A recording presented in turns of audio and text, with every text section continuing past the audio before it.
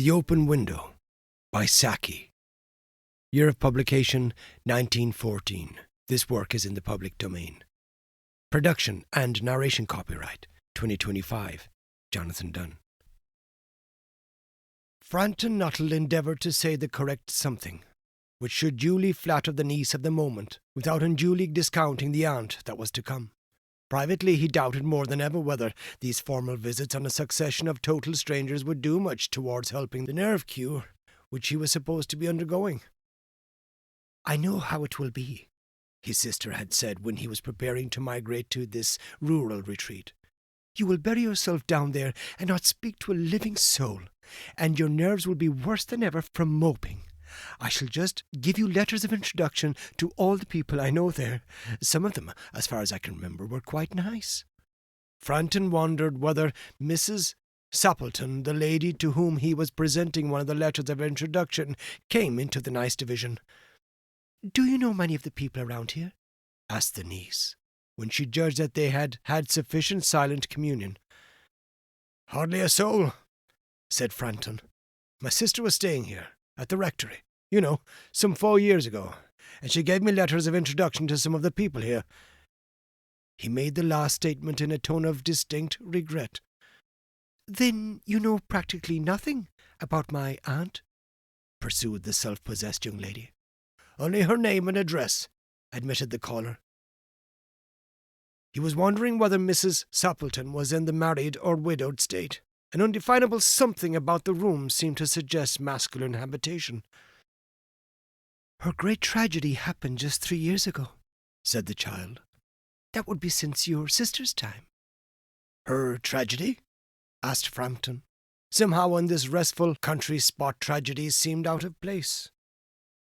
"You may wonder why we keep that window wide open on an October afternoon," said the niece, indicating a large French window that opened onto a lawn.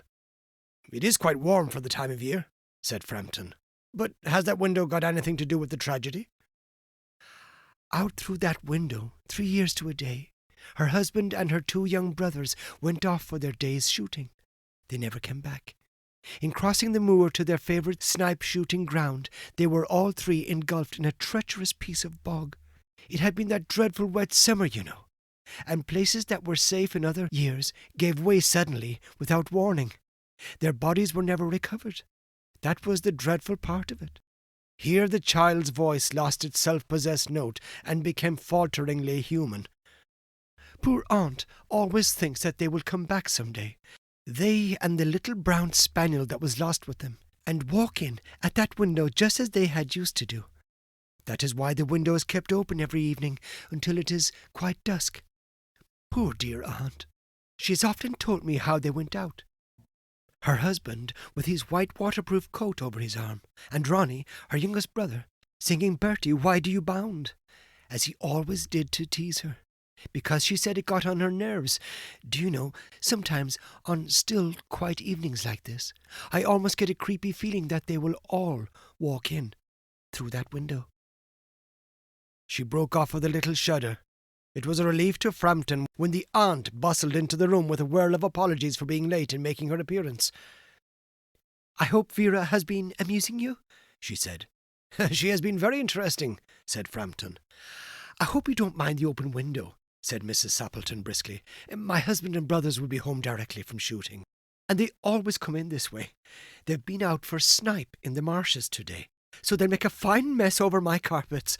So like you menfolk, isn't it?" She rattled on cheerfully about the shooting, and the scarcity of birds, and the prospects for duck in the winter. To Frampton it was all purely horrible. He made a desperate but only partially successful effort to turn the talk on a less ghastly topic. He was conscious that his hostess was giving him only a fragment of her attention, and her eyes were constantly straying past him to the open window on the lawn beyond. It was certainly an unfortunate coincidence that he should have paid his visit on this tragic anniversary. "The doctors agree in ordering me complete rest, an absence of mental excitement, and avoidance of anything in the nature of violent physical exercise," announced Frampton. who laboured under the tolerably widespread delusion that total strangers and chance acquaintances are hungry for the least detail of one's ailments and infirmities, their cause and cure. On the matter of diet, they are not so much in agreement, he continued. No, said Mrs. Sappleton, in a voice which only replaced a yawn at the last moment. Then she suddenly brightened into alert attention, but not to what Frampton was saying. Here they are at last, she cried. Just in time for tea, and don't they look as if they were muddy up to the eyes? Frampton shivered slightly and turned towards the niece with a look intended to convey sympathetic comprehension. The child was staring out through the open window with dazed horror in her eyes. In a chill shock of nameless fear, Frampton swung around in his seat and looked in the same direction. In the deepening twilight, 3 figures were walking across the lawn towards the window. They all carried guns under their arms, and one of them was additionally burdened with a white coat hung over his shoulders. A tired brown spaniel kept close at their heels. Noiselessly they neared the house, and then a hoarse young voice chanted out of the dusk. "I said, Bertie, why do you bound?" Frampton grabbed wildly at his stick and hat. The hall door, the gravel drive, and the front gate were dimly noted stages in his headlong retreat. A cyclist coming along the road had to run into the hedge to avoid an imminent collision. "Here we are, my dear," said the bearer of the white mackintosh, coming in through the window. "Fairly muddy, but most of it's dry. Who was that who bolted out as we came up?" "A most extraordinary man, a Mr. Nuttall," said Mrs. Sappleton. "Could only talk about his illnesses, and dashed off without a word of goodbye or apology when you arrived. One would think he had seen a ghost." "I expect it was the spaniel," said the niece calmly. "He told me he had a horror of dogs. He was once hunted into a cemetery somewhere on the banks of the Ganges by a pack of pariah dogs, and had to spend the night in a newly dug grave with the creature snarling and grinning and foaming just above him, enough to make anyone lose their nerve." Romance at short notice was her speciality. The end.